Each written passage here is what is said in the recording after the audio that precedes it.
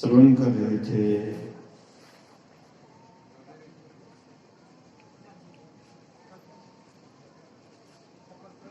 कहते हैं ब्रह्म पद के आगे तक पहुंचे हुए महापुरुष संत भी समाधि को छोड़ करके सत्संग के वचन को सुनते हैं। ब्रह्म पद के आगे क्या होता है? ब्रह्म पद क्या होता है? ब्रह्म अर्थात जिसको ईश्वर कहते हैं, परमात्मा कहते हैं, उस पद को प्राप्त करने के बाद भी सत्संग से प्रेम करते हैं। कारण क्या है कि सत्संग जो है हमें परमात्मा का साक्षात्कार कराने वाला एक स्थान है। सत्संग के बिना हम अपने आप को समझ नहीं पाते हैं कि हम कौन हैं, हमें क्या करना चाहिए। इसलिए सत्संग की इतनी महत्ता दी है। हालांकि ध्यान करने के बाद जो ब्रह्मपद को पा लेते हैं उसको कुछ पाने की आवश्यकता नहीं होती है, लेकिन ऐसे महापुरुष संत भी समाधि को छोड़कर के सत्संग से प्रेम करते हैं। अगर ऐसे महापुरुष सत्संग से प्रेम नहीं करे तो हम आप फिर सत्संग करना छोड़ देंगे। भगवान कृष्ण सब काम करते हुए, महाभारत का युद्ध चल रहा था, सारथी बने हुए थे, रथ भी चलाते थे और संध्या वंदन भी करते थे। लिखा हुआ है कि भगवान श्री कृष्ण ब्रह्म मुहूर्त में उठ करके ध्यान करते थे।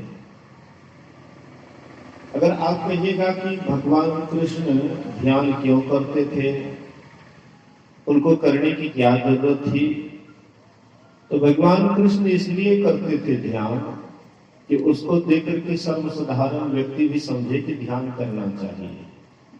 महापुरुष इसीलिए करते हैं।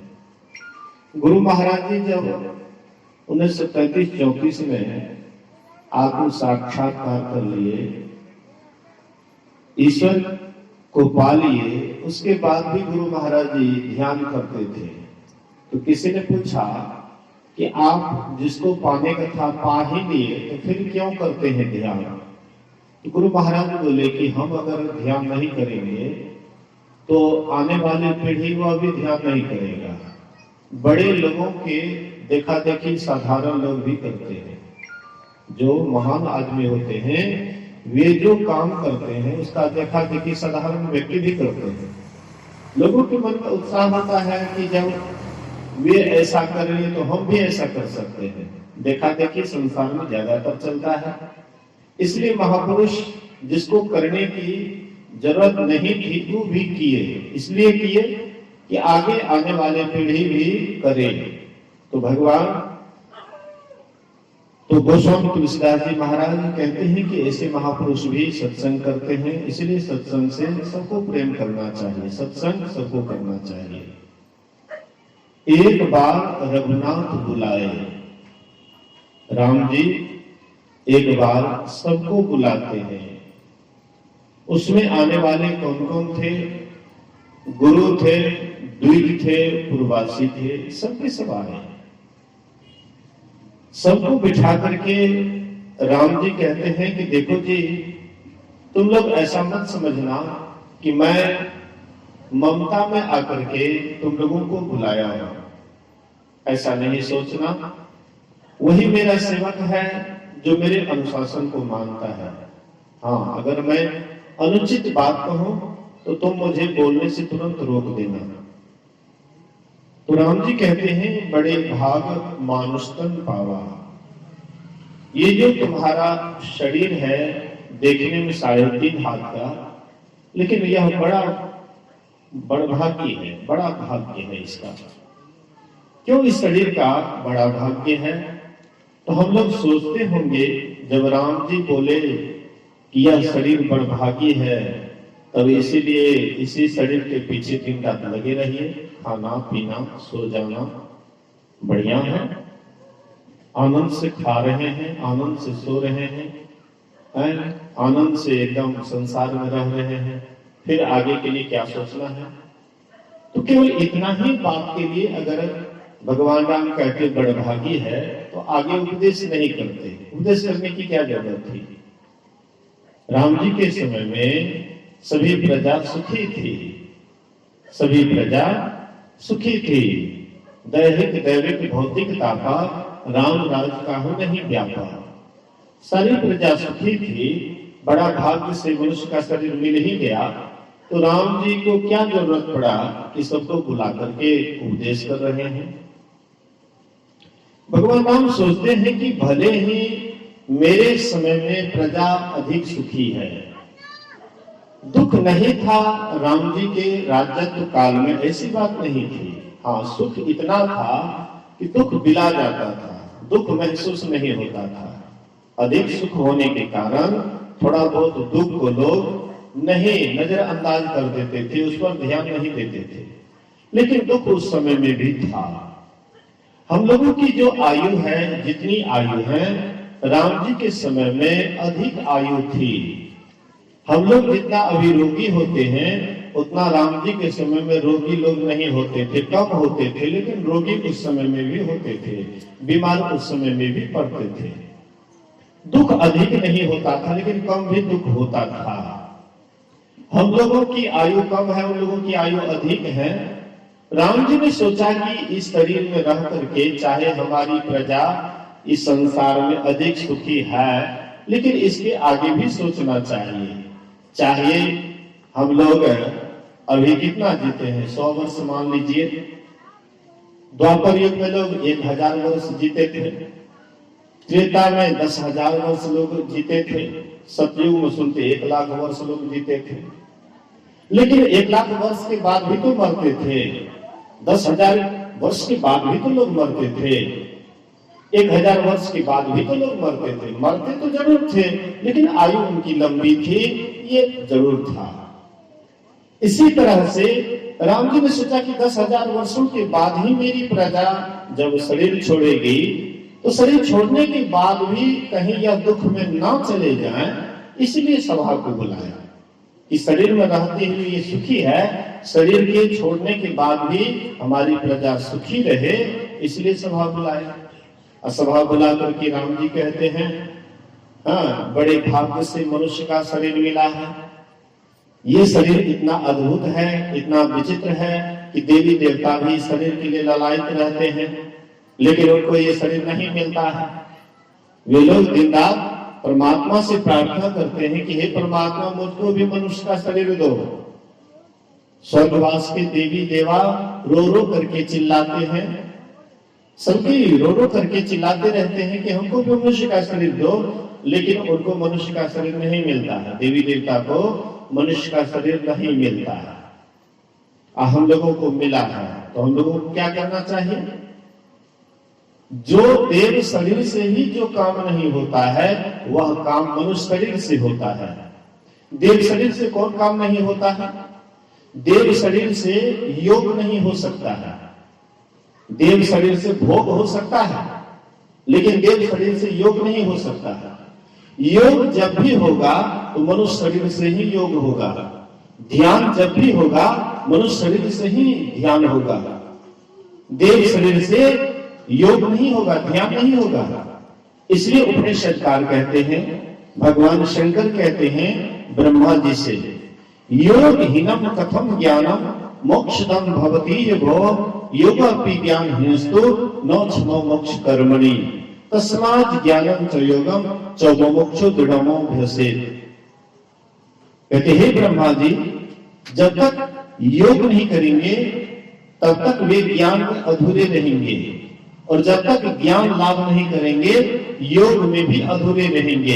इसलिए ज्ञान और योग दोनों का अभ्यास मुमुक्षु को करना चाहिए। जो मुक्ति पाना चाहते हैं, मोक्ष पाना चाहते हैं, परमात्मा दर्शन करना चाहते हैं, कहते दोनों का अभ्यास करना चाहिए।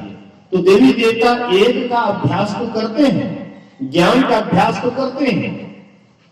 जहां कहीं सत्संग होता है वहां पर देवी देवता सूक्ष्म शरीर से आकर के ज्ञान की बात को सुनते तो हैं, लेकिन उसको योग उस शरीर से नहीं होता है, देव शरीर से योग नहीं हो सकता है। इसलिए देवी देवता मनुष्य शरीर के लिए तरसते हैं कि हमको भी अगर मनुष्य का शरीर मिलेगा तो ज्ञान तो मेरे पास है ही, योग करके परमात्मा को पा लूंगा। इसलिए वे लोग इस शरीर के लिए तरसते हैं। लेकिन हम आपको या मनुष्य का शरीर मिला है, लेकिन हम लोग इस शरीर में क्या करते हैं? कुछ नींद में, कुछ भोग में, कुछ आलस में खोया। जब आया समय मौत का तब सिर धुन करके रोया। कुछ नींद में हम आप इस शरीर को खत्म कर देते हैं। बचपन बीता खेल कूद में, जवानी में तो मस्त रहा, बुढ़ापे में रोग सताए, खाट पड़कर पछताएगा। जब बचपन रहता है तो उस समय में खेल कूद में ही समय बिता देते हैं, परमात्मा की भक्ति हो नहीं सकती है। और जवानी आता है तो बस जहां जो चाल नहीं चलने का वही चाल चलते हैं, जिधर नहीं जाने का वही उधरे जाते हैं। अब बुढ़ापा आता है तो रोग ही पकड़ लेता है, तो फिर परमात्मा की भक्ति कब करेंगे? समय ऐसे ही हम लोगों का बीत रहा है।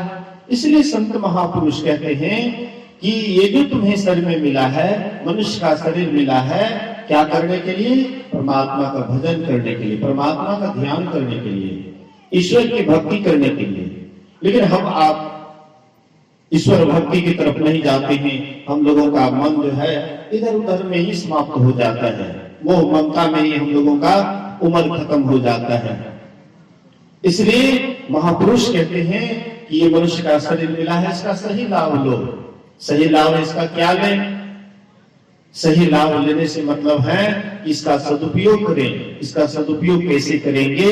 ईश्वर भक्ति के द्वारा। एक संत हुए जिसका नाम था दादू दयाल जी महाराज। दादू दयाल जी महाराज का एक शिष्य था जिसका नाम था जग्गा। पुराने जमाने में साधु महात्मा भी कपड़ा पहनते थे तो सूत मांग करके लाते थे और तब कपड़ा बिनते थे और उसको पहनते थे। तो दादू दयाल जी महाराज के शिष्य जग्गा गए कपड़ा मांगने के लिए, सूत मांगने के लिए। तो एक दरवाजा पर गए और जाकर के टेर लगाते हैं कि 2 माई सूत, 2 माई सूत, 2 माई सूत। उधर से वह माई आती है और बाबा के झोले में कुछ अधिक सूत डाल देती है। जैसे बोले 2 माई सूत, 2 माई सूत, वह माई आई और बाबा के झोले में अधिक सूत डाल दी। बाबा बड़े खुश हो गए, प्रसन्न हो गए और प्रसन्नता में उसके मुंह से निकल जाता है, लो माई पूत। बोले कि लो बाबा सूत। बाबा के मुंह से निकल गया, लो माई पूत। अब माई बांझी थी, उनको बाल बच्चे नहीं था।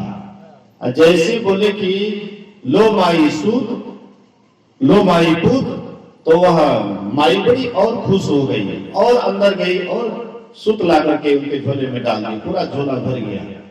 गए बड़े प्रसन्नता पूर्वक गुरु महाराज के पास, दादू दयाल जी महाराज के पास।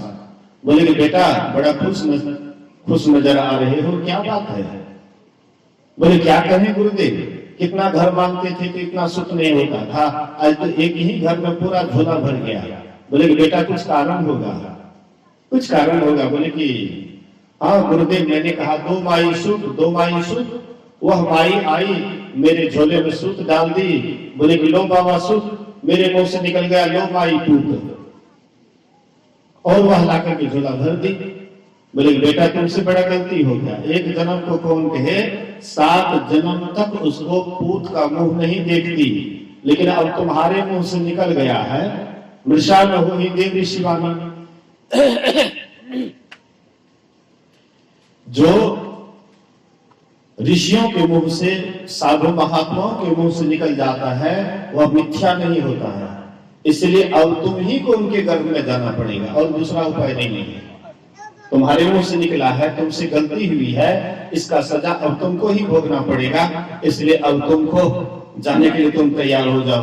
बोले गुरुदेव मैं एक ही शर्त पर जाऊंगा, अगर आप अगले जन्म में भी मेरे गुरुदेव बन जाए, आप भी मेरे गुरु बन जाए तो मैं जाने के लिए तैयार हूं। बोले कि अच्छा कोई बात नहीं, मैं ही तुम्हारा अगले जन्म में भी गुरु बनूंगा। गुरु महाराज उनको बोल देते हैं, वह शरीर छोड़ता है, वह माई के गर्भ में जाते हैं। 9-10 महीना के बाद वह माई जन्म देती है सुंदर एक पुत्र को।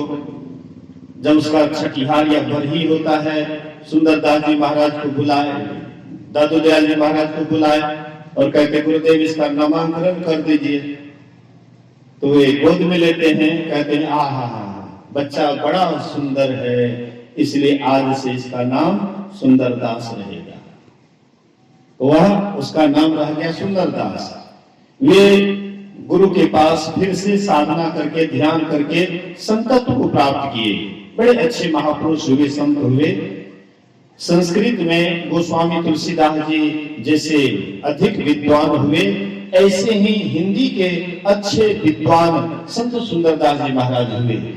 और वे अपनी वाणी भी कहते हैं, जा शरीर माही तू अनेक सुख मानी रहियो, ताहि तू विचार या में कौन बात भली है।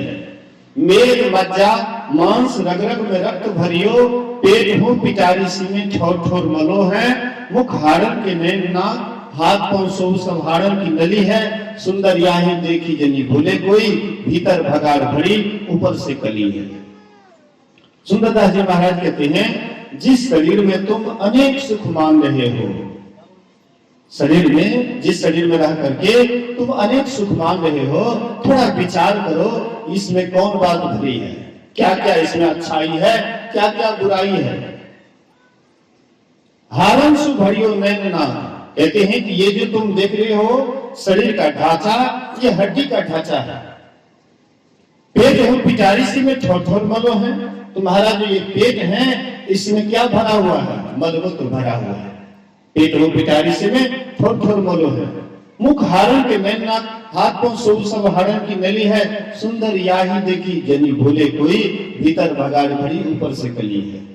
मतलब बाहर से ही देखने में बढ़िया लगता है, अच्छा लगता है, लेकिन अंदर में जो भी गंदगी संसार में आप देखते हैं, सबसे विशेष गंदगी यही शरीर में भरा पड़ा है। लेकिन फिर भी ये शरीर बड़ा आकर्षण बुझाता है, इसलिए कि चमड़ा का पलस्तर हो गया है। अगर चमड़ा का पलस्तर नहीं होता तो कौवा आकर के नोच नोच करके खाता। इसलिए परमात्मा एक दूसरे को संसार में रिझाने के लिए, संसार में लिपटने के लिए, संसार में चिपकने के लिए ऐसी व्यवस्था कर दिए हैं, चमड़ा का पलस्तर कर दिए हैं कि लोग देख करके एक दूसरे के प्रति आकर्षित हो जाते हैं। जैसे फतिंगा होता है, वह रोशनी को देखता है, आग को देखता है तो जाकर के उसमें जल करके स्वाहा हो जाता है। ऐसे हम आप भी विषय वासना छुटक मन से नाहक नर बैराग करे, जल बीच मीन बजे बंसी में, जिभ्या कारण प्राण तजे, सो रसना बस कियो न जोगी, नाहक इंद्री सार भरे। बन में रहत मृगा निवासर, ना काहू से दोष करे, अश्व मुरली धुन सुनन कारण, व्याधा बाण से प्राण हरे।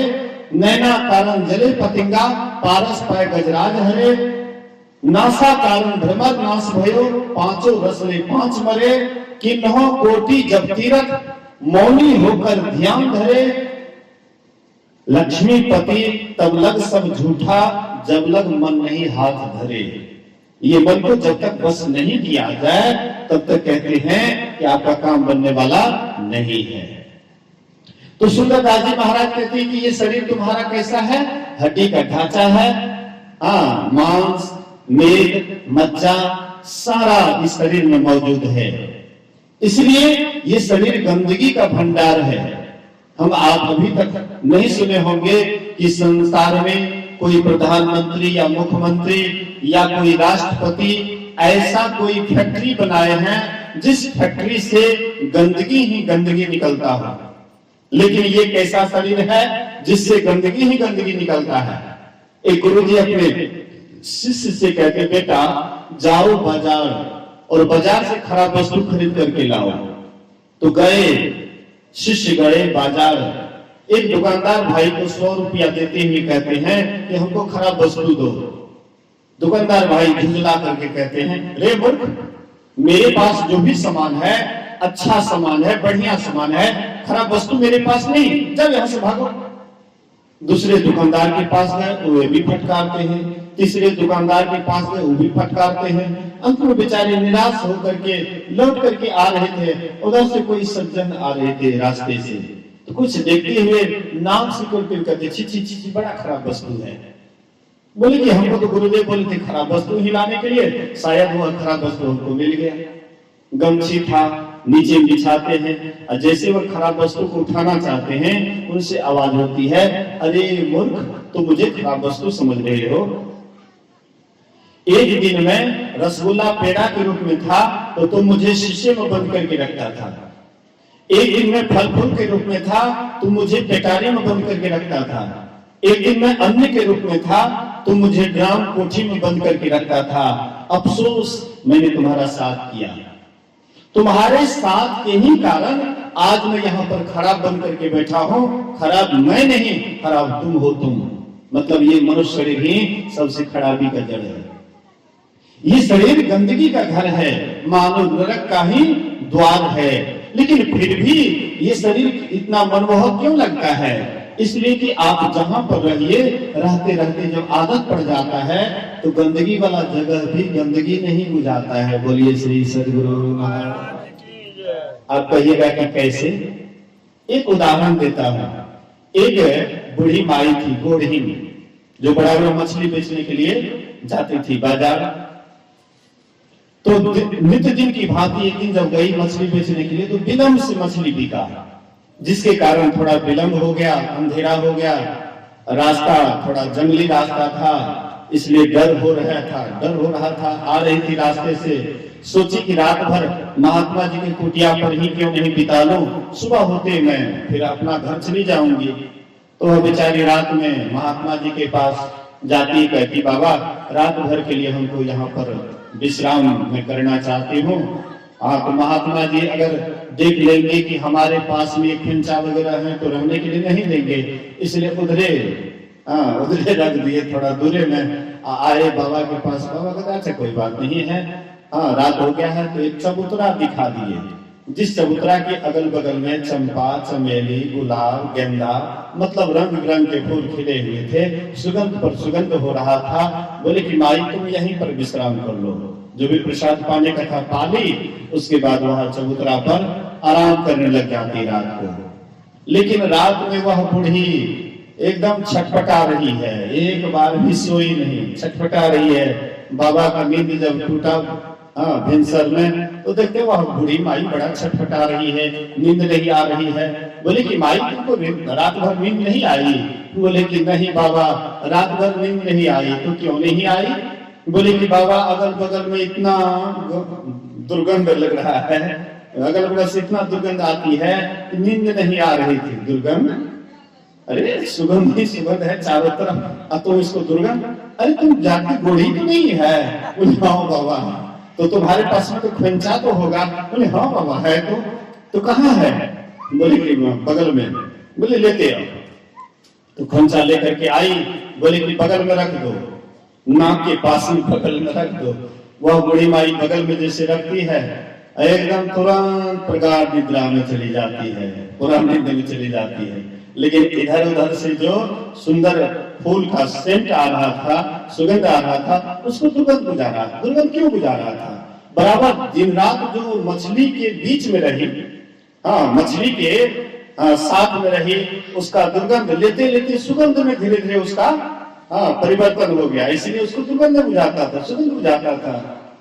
एक राजा साहब गए शिकार करने के लिए, देखते महात्मा जी को जंगल में है, न खाने का ठिकाना, न पहनने का ठिकाना, न रहने का ठिकाना।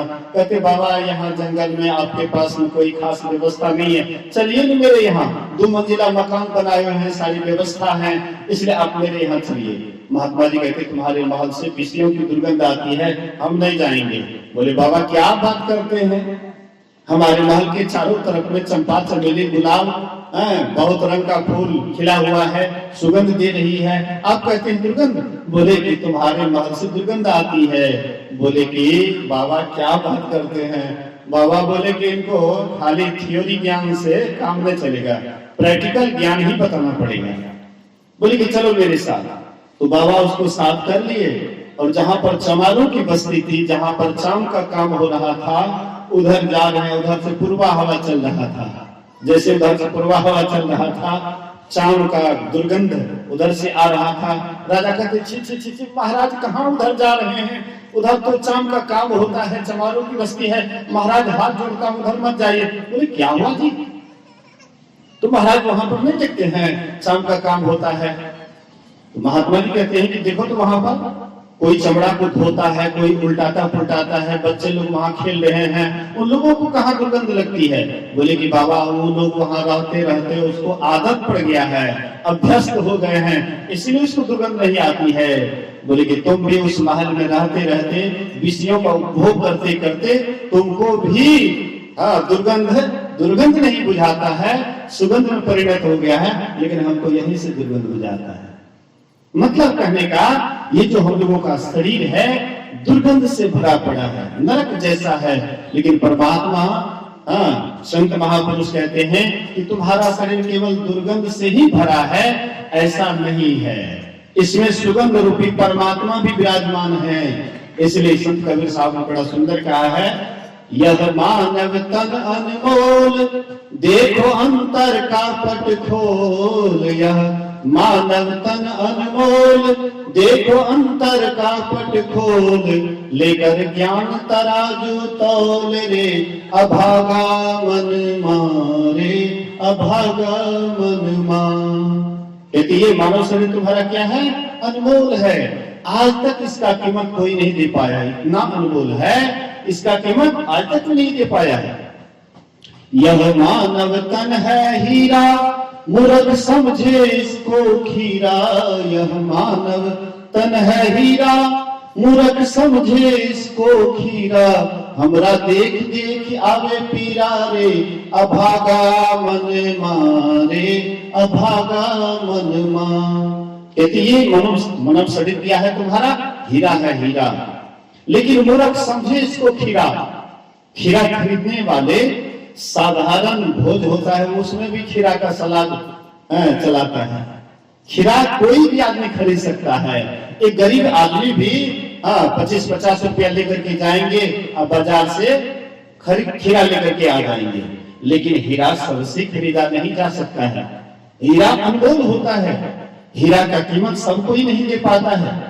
हीरा के दुकान में कभी कभी 6 महीने साल भर पर कोई ग्राहक जाता है, वो भी इक्की दुक्की नहीं जाता है, कोई सेठ साहूकार, कोई पैसे वाले ही जाता है। तो हीरा अनमोल होता है। कहते ये तुम्हारा शरीर जो है ये हीरा से कम नहीं है, यहाँ तक कि हीरा से भी ज्यादा कीमत इस शरीर का है। एक गड़ेरी बराबर जाता था भेड़ बकरी चराने के लिए जंगल में। तो भेड़ बकरी चराने के क्रम में एक दिन वे देखते हैं कि एक पत्थर जो बड़ा चमक रहा था, लेकिन वह पृथ्वी में गड़ा हुआ था, मिट्टी में दबाया हुआ था। तो वह मिट्टी से निकालने के लिए पत्थर को पहले पैर के उंगली से खुरीच करके निकालना चाहा, नहीं निकला। फिर हाथ से खुरीच करके निकालना चाहा, नहीं निकला। अंत में उनके पास लाठी का डंडा था, गोबा मार मार करके उसको बाहर निकाले, पानी में धोते हैं और ज्यादा चमकीला लगने लगा। सोचा कि बड़ा सुंदर पत्थर है, बड़ा चमकीला लग रहा है, इसको क्या करें? तो वह गरीबी सोचता है कि सबसे जो अच्छा सुंदर भेड़ है उसी के गले में बांध देना चाहिए। तो वे क्या करते, उस पत्थर को धागा में बढ़िया से बांध करके और एक भेड़ के गले में डाल दिया।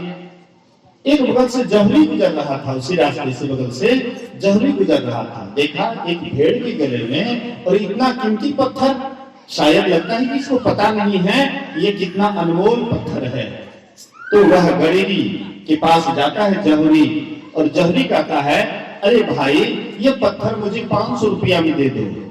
आश्चर्यचकित हो गए, एक छोटा सा पत्थर और उसकी कीमत 500 रुपया।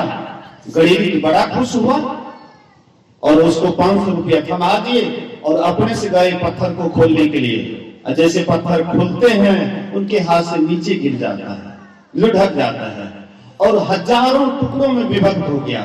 छोटे छोटे कण में विभक्त हो गया और वह कण से आवाज निकलता है, अरे मूर्ख जहुरी, अरे मूर्ख जहुरी। ये गरीब मुझे नहीं जानता था कि मैं कितना अनमोल वस्तु हूं, इसलिए मैंने कई अपमान को सहा। ये मुझे पैर के उंगली से खींच करके निकालना चाहा, इस अपमान को भी मैंने सहा। इसके बाद मुझे हाथ के उंगली से निकालना चाहा, इस अपमान को भी मैंने सहा। उसके बाद लाठी का डंडा भी मैंने खाया, क्योंकि ये नहीं जानता था। फिर हमें भेड़ के गले में डाल दिया, इस अपमान को भी मैंने सहा, इसलिए कि ये अनजान था, ये मुझे नहीं जानता था। लेकिन तुम जानबूझ करके मेरी कीमत केवल 500 रुपया लगाया, इस अपमान को मैं नहीं सह सका, इसलिए मैं एक एक छोटे छोटे कण में, एक छोटे छोटे टुकड़ों में मैं विभक्त हो गया। मतलब जैसे हीरा अनमोल वस्तु होता है, वैसे हम लोगों का शरीर, मानव का शरीर भी अनमोल है। इसलिए राम भगवान कहते हैं कि ये शरीर तुम्हारा क्या है, बड़ा भाग्य से मिला है। बड़े भागे मानो शैतान पावा, सुर दुर्लभ सदवे ग्रंथ गावा। जिस शरीर के लिए देवी देवता तरसते हैं, वह शरीर तुमको मिला है। यह शरीर जो तुमको मिला है, काम कौन सा काम करने के लिए? महर्षि साई स्वामी जी महाराज कहते हैं, तरसते हैं जिसके लिए देवता, इसकी महिमा है कैसी तुम्ही अब बता। हाय ऐसा अमोलक रतन खो दिया, सोच रे मन से पा भला क्या किया।